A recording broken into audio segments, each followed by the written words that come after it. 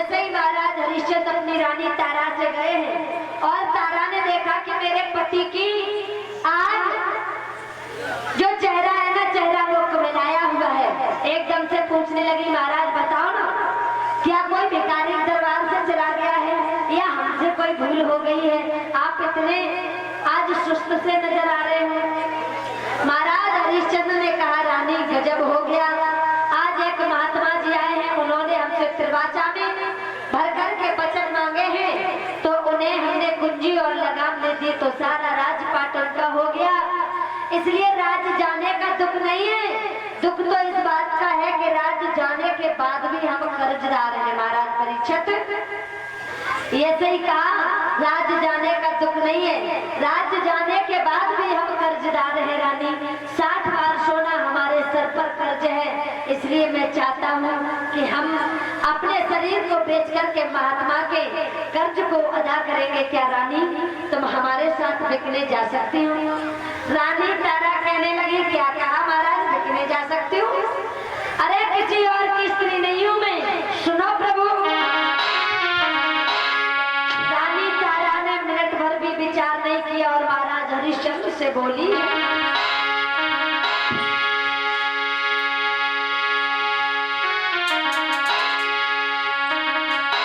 क्या बोली?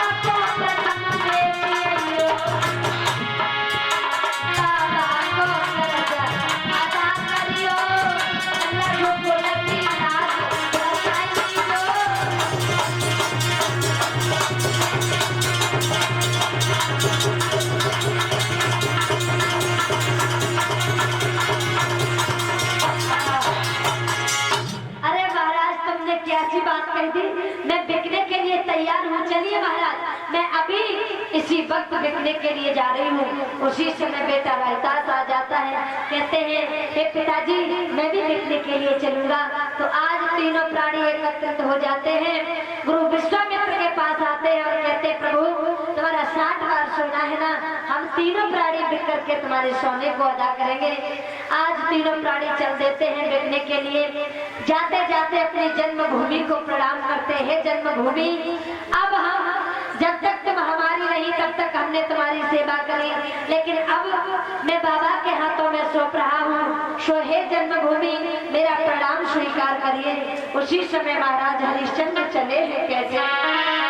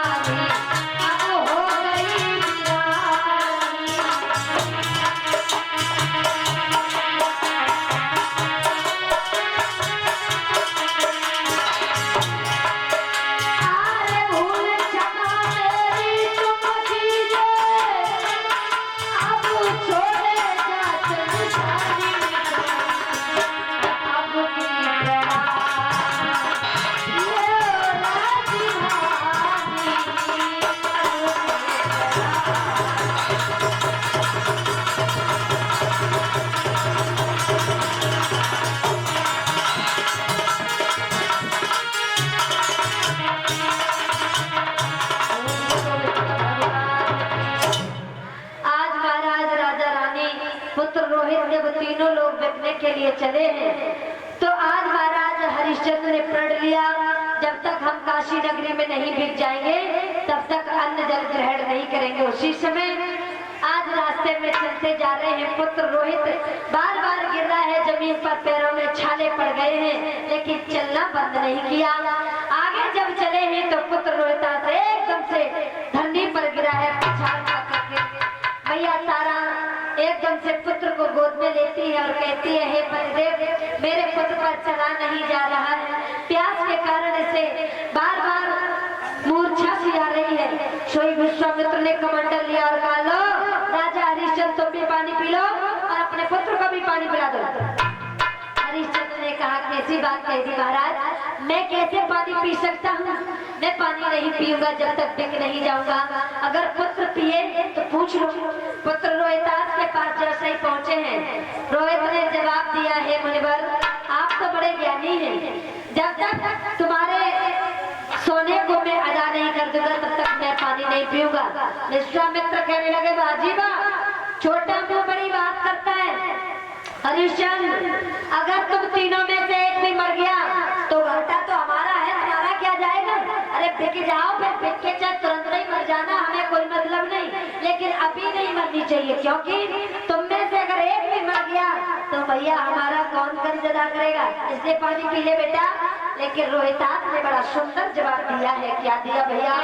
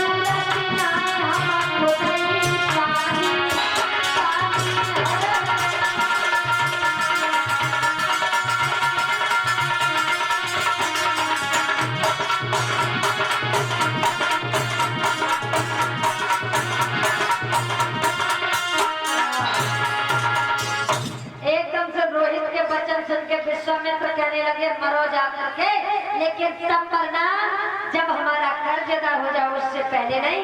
आज धीरे धीरे चलते हैं, कुछ दूरी पर चली, एकदम से रानी तारा पछाड़ करके गिरी है और कहने लगी, बाबा अब काशी कितनी दूर है मुझे बता दो ना बाबा। आज तीनों प्राणी गिरते उठते काशी नगरिया में पहुंच गए हैं और बाबा विश्वामित्र भरी काशी नगरिया में आवाज लगाते हैं, ले लो। अरे आज तक सबको देखा होगा, लेकिन जो मैं देखने आया हूँ आज तक किसी ने नहीं देखा होगा और आवाज लगाई है, अरे काशी बीच बजरिया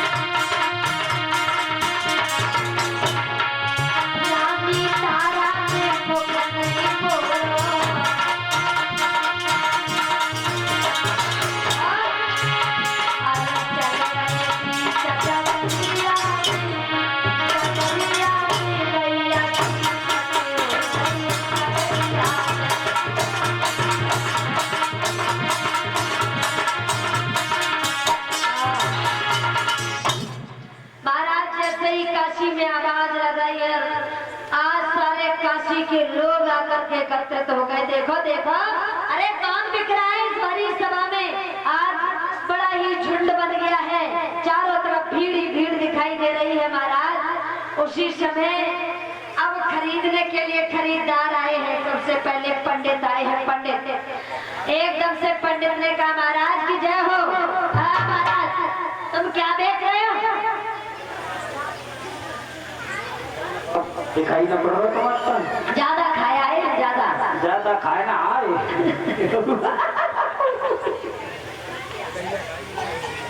हाँ, कैसे आए हम? हाँ, हम तुम्हें ना पता कहाँ देख रहे हैं? कहाँ पे आए थे? हम कहाँ पे आए? हाँ, अरे ले, हम गल्ला दूध से चले आ रहे हैं तुम्हारी काशी बजरिया में। तुम्हें कुछ लेना है तो लो, ना वरना मूड बेकार मत करो। ये 3 प्राणी बिक रहे हैं। एक ये है रिचर, ये है एक लाई।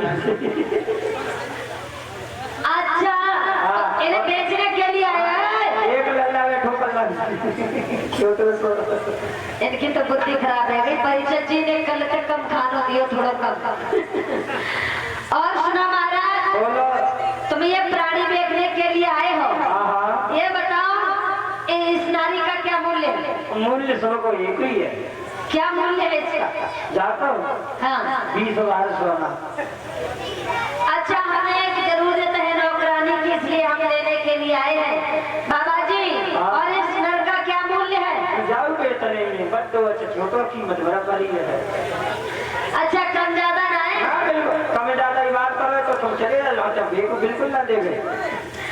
अच्छा, हाँ हाँ, चलो कोई बात नहीं।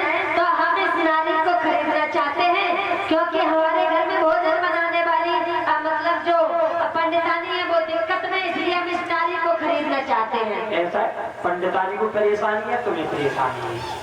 गाते में लेनो देनो करना है, तुम्हें लेनो है तो 20 बार सोना दो, लो निकलो यहाँ से। मूड खराब मत करो बाबा जी। मूड तुम्हारा बहुत जल्दी खराब है। सवेरे टेंशन रही है। हाँ, तो ऐसा करो, लो 20 बार सोना और इस नारी को मुझे दे दो। ठीक है। आज जैसे ही रानी तारा बिकी है, पुत्र रोहितास कहने लगा, माँ मैं तुम्हारे बिना नहीं रह सकता।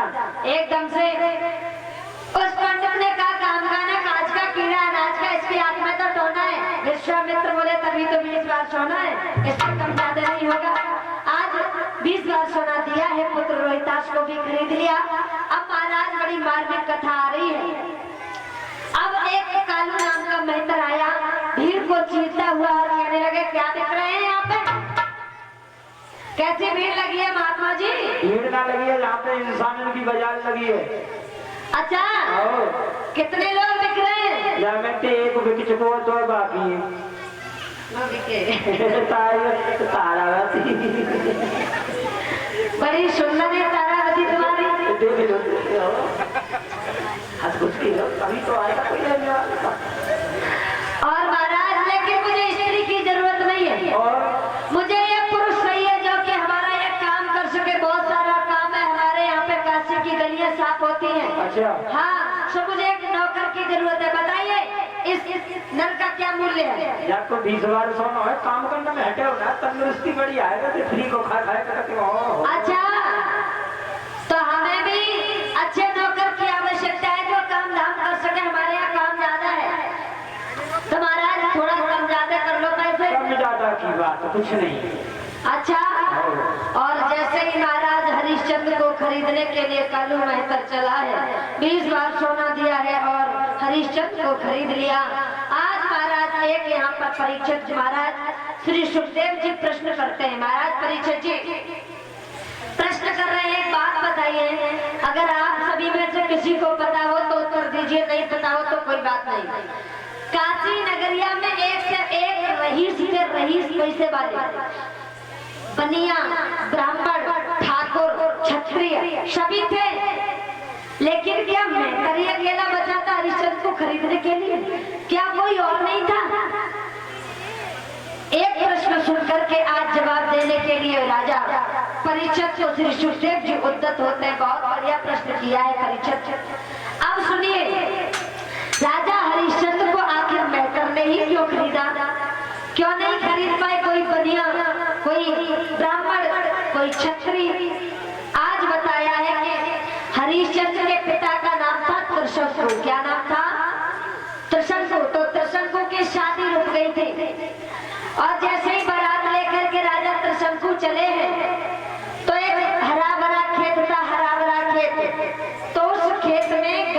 गई थी, खाने लगी हरी भरी फसल। बड़े ध्यान से सुनना बड़ी छठी, हरी भरी घास को जैसे ही वो गाय खाने लगी तो आज राजा त्रिशंकु घोड़े से उतरे और छड़ी को लिया और मारते गए घोड़े।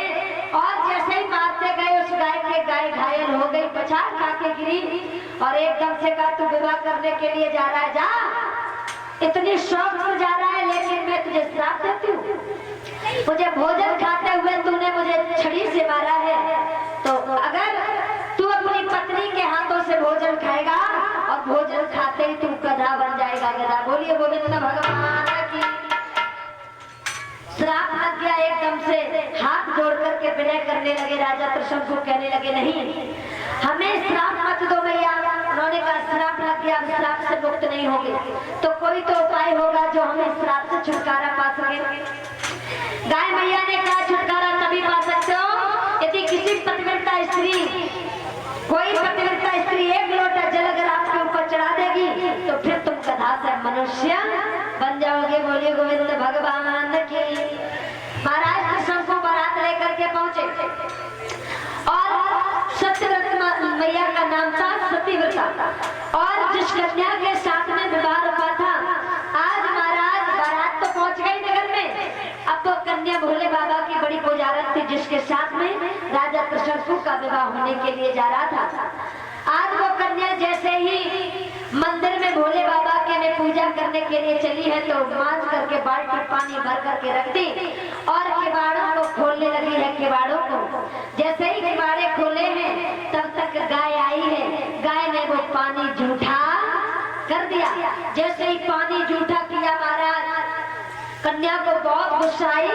एक लकड़ी को उठाया और उस लकड़ी से उस गाय पर जैसे ही प्रहार किया है महाराज, गाय ने कहा सावधान हो जा लड़की, तेरी कल बारात आ गई और तू ससुराल जाने वाली है। तूने एक बात बताओ, भगवान को पूजा करने के लिए जा रहे हो, अगर तुम्हें रास्ते में कोई प्यासा मिल जाए और तुम प्यासा ही छोड़ दो, भगवान के यहाँ पर लोटा चढ़ाने जाओ, तो क्या अच्छी बात है?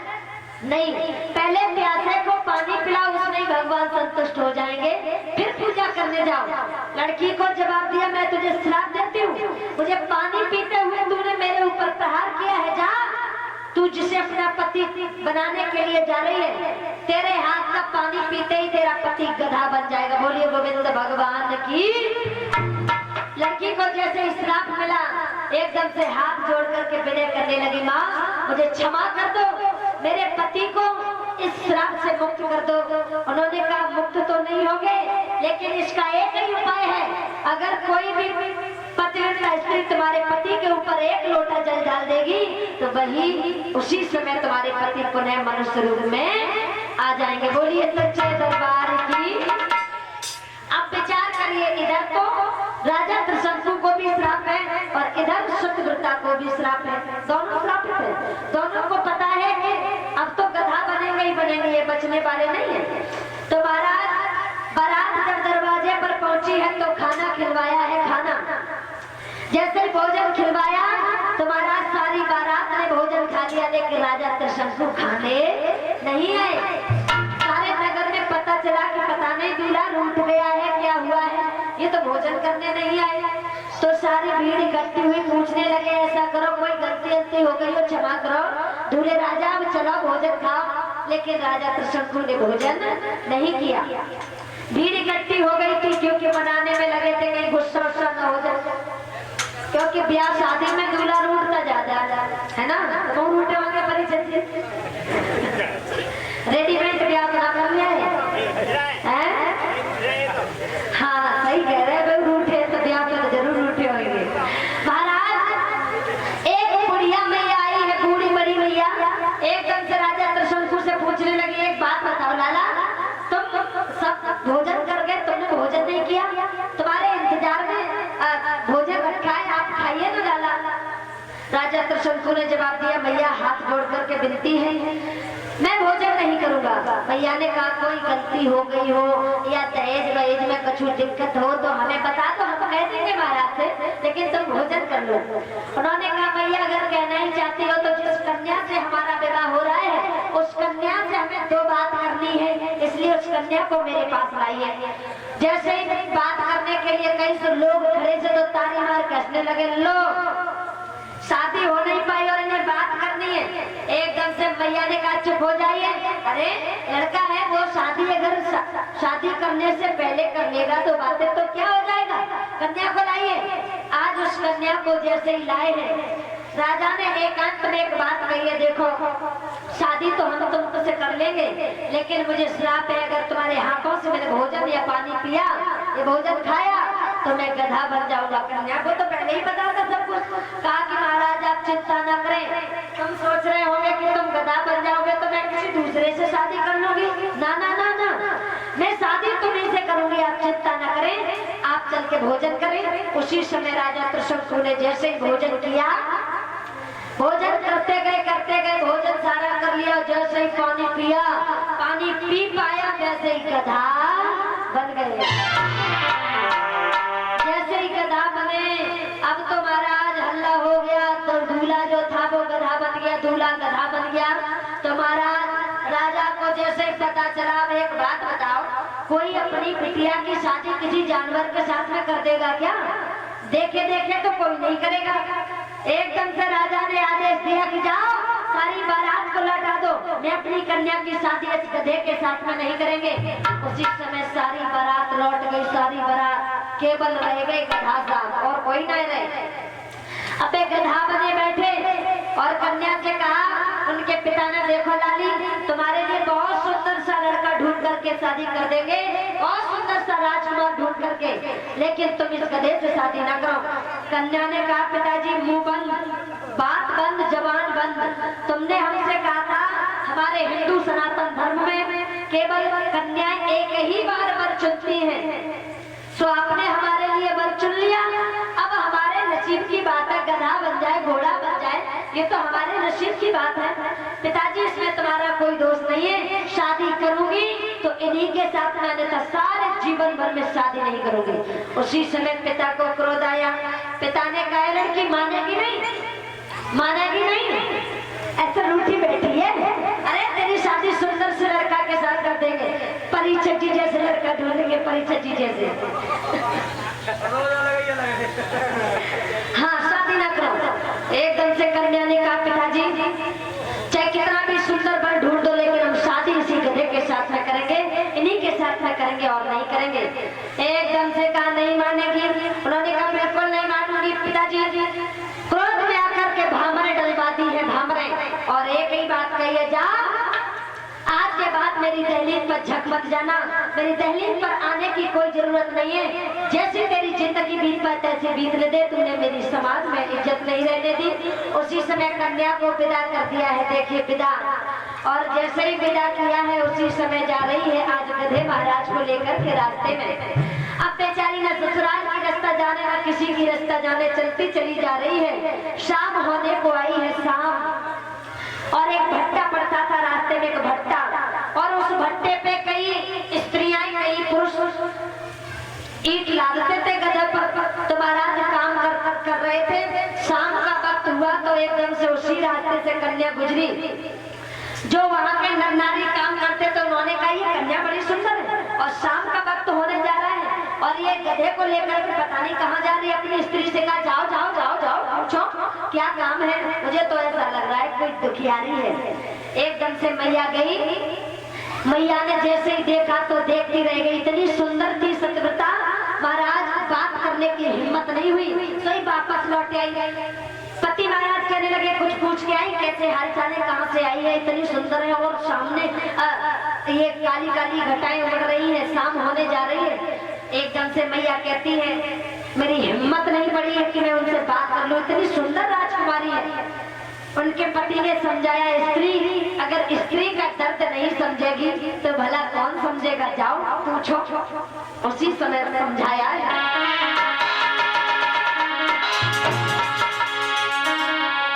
कि कभी कभी राजा रंग यानी कि भिखारी बन जाते हैं और कभी कभी भिखारी भी राजा बन जाते हैं। ये समय बड़ा ही विचित्र है, ये खेल कब पलट जाए, समय का पर्दा कब पलट जाए कोई पता नहीं है। कहा अरे राजा से हो गए भिखारी,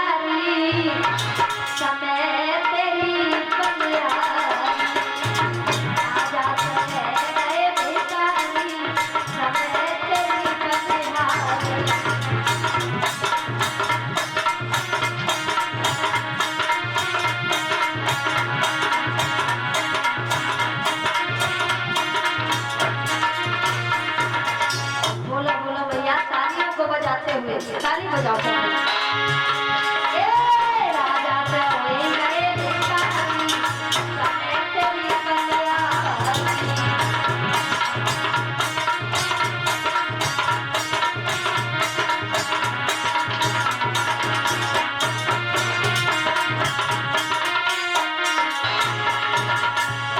महाराज राजा से है गए भिखारी, समय तेरी बलिहारी। अगर किसी पर थोड़ा सा धन आ जाए तो गुरूर मत करना, एक चुटकी में एक बीमारी में सारा धन चला जाएगा महाराज, फिर कंकाल बन जाओगे। कभी भी गर्व मत करना इस धन का। और कहा धन पे तुम गर्व न करियो,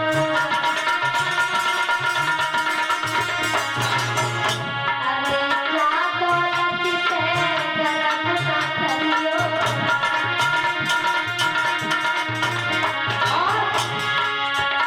हरिश्चंद्र से होए गए भिखारी, समय तेरी बलिहारी।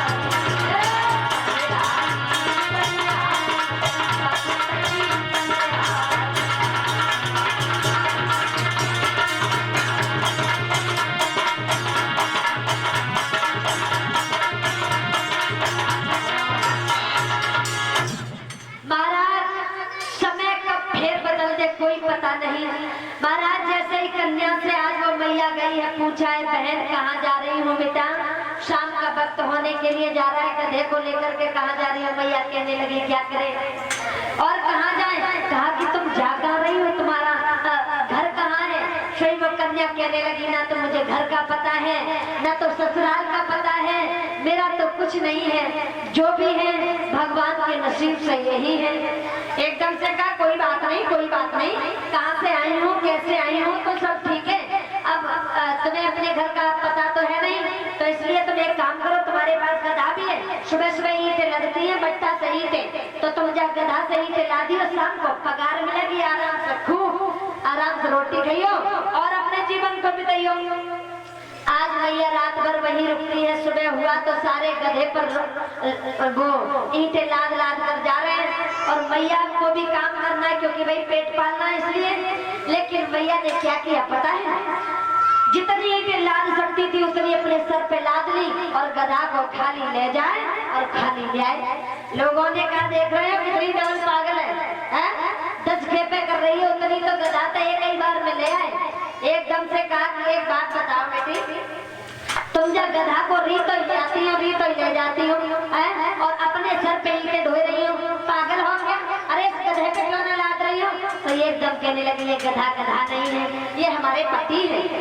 सोई हंसने लगी, लो आज दिन तक सुना था कि इंसानों की शादी इंसान से होती है, लेकिन आज सुना है कि इंसान की शादी जानवरों से भी होती है। पागल तो ना गई, ट्रीटमेंट करवा लो, करने का दिमाग में कमी हो तो। उन्होंने कहा नाना नाना ये वास्तव में हमारे पति है। कैसे? इन्हें श्राप लगा है, श्राप। अच्छा हाँ, अगर ये श्राप से मुक्त हो जाएंगे तो ये फिर से मनुष्य बन जाएंगे, इसलिए ये हम अपने पति पर अपने होते हुए ईंटें नहीं लगवा सकते थे। उसी समय लोग तो हंसने लगे, लेकिन धीरे धीरे धीरे धीरे ये बात काशी के नरेश तक पहुंची। काशी के जो राजा थे वहां तक जब ये बात पहुंची कि एक स्त्री है, वो कह रही है कि हमारे पास गधा है, गधा पर ईंटें नहीं ला देंगे क्योंकि ये गधा गधा नहीं है, हमारे पति है। अच्छा हाँ, आज तो राजा ने ढिंढोरा पिटवा दिया, उस कन्या को बुलाया, गधे को भी बुलाया, कहा क्या कारण है बेटा, गधे को पति क्यों मानती हो? कहा महाराज हमारे पति को श्राप लगाए हैं कि ये गधा बन गए हैं। अच्छा तो श्राप से मुक्त कैसे होंगे? उन्होंने कहा अगर तुम्हारे राज्य में कोई पतिव्रता स्त्री हमारे पति पर एक लोटा जल डाल देगी तो ये गधा से फिर मनुष्य बन जाएंगे।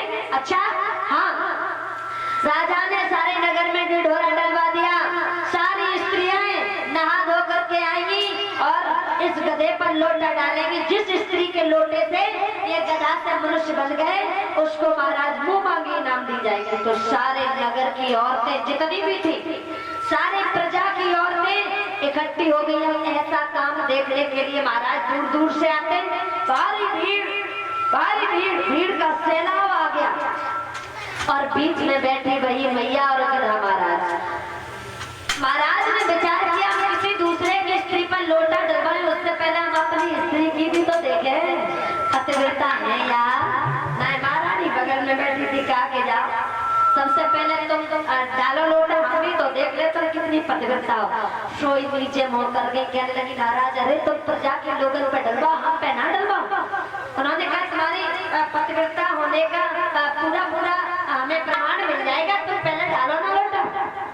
अगर ये तुम्हारे लोटे से गधा से मनुष्य बन गए तो मैं मान जाऊंगा कि मेरी धर्म पत्नी पतिव्रता है। आज जैसे तैसे तो गई और कहने लगी हे भगवान, हे प्रभु, कैसे हमारे जल के लोटाते जो गधा से मनुष्य बन जाए तो मेरी लाज रख जाए। आज महाराज महारानी गई है, नहा धो करके मत करके लोटा मांस करके पानी जैसे ही भरा है महाराज, और पूरे लोटे का पानी डाल दिया, लेकिन वे रहे गधा के सही रहे। एकदम से राजा ने रानी के चेहरे की तरफ देखा, मुंह लटका कर बैठ गए। उन्होंने कहा रानी ये क्या? उसी समय आज प्रजा की धीरे धीरे धीरे धीरे जो नारियां थी आज उन गधे महाराज पर पानी डाल रही हैं। अब सुबह से शाम हो गई, लोटा डलते डलते, लेकिन वे रहे गधा के मनुष्य बने। पूरा दिन हो गया, रात्रि बंद कर दिया गया काम, सुबह दूसरा दिन हुआ, फिर जितनी औरतें थी सारी आई और फिर से वही लोटा डलना चालू हुआ।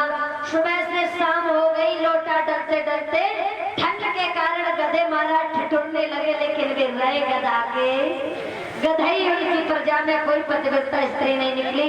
एकदम से महाराज खड़े हो गए। मंत्री से कहा मंत्री काय किने देख रहे हैं?